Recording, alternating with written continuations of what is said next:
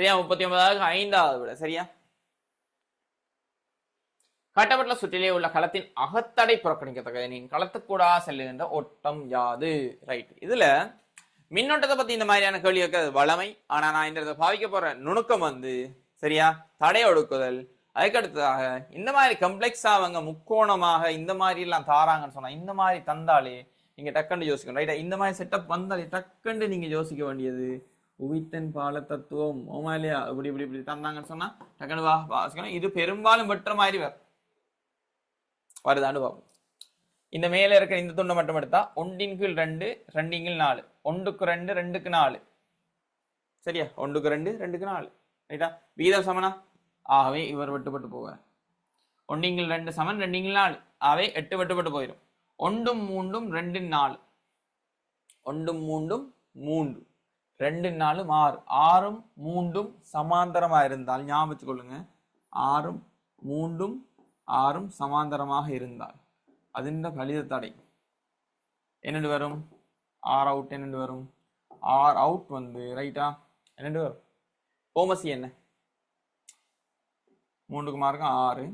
6 3ஆல பிரிச்சா 6 6ஆல பிரிச்சா 1, 6 3ஆல பிரிச்சா 2. ஆவே 6 3 2 ஓம் உண்டு.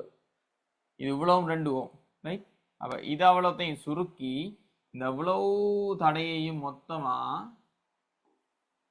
2 ஓமா மாத்திட்டீங்க. இப்ப இவர் ஒரு தடை, இவர் ஒரு தடை, இவர் குறுக்கால வார தடை, இவர் ஒரு தடை, இவர் ஒரு தடை. அப்ப அந்த சுற்றப்படி வரப்போகுதுன்னு சொன்னா 6 இந்த மாதிரி வரும். இது நாம கண்டுபிடிச்ச 2 ஓம். இந்த இருக்கு 6 ஓம், இந்த இருக்கு 12, இந்த இருக்கு 4. 2க்கு 6 இதை போல இது 3 மடங்கு, இதை போல இது 3 மடங்கு. ஆக இவ்விடத்தை இருக்கின்ற 10 வந்து வெட்டுப்பட்டு போகும்.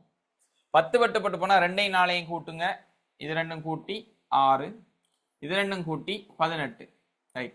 18க்கு மாறுக்கும், 18க்கு மாறுக்கும் இதே மெதட்.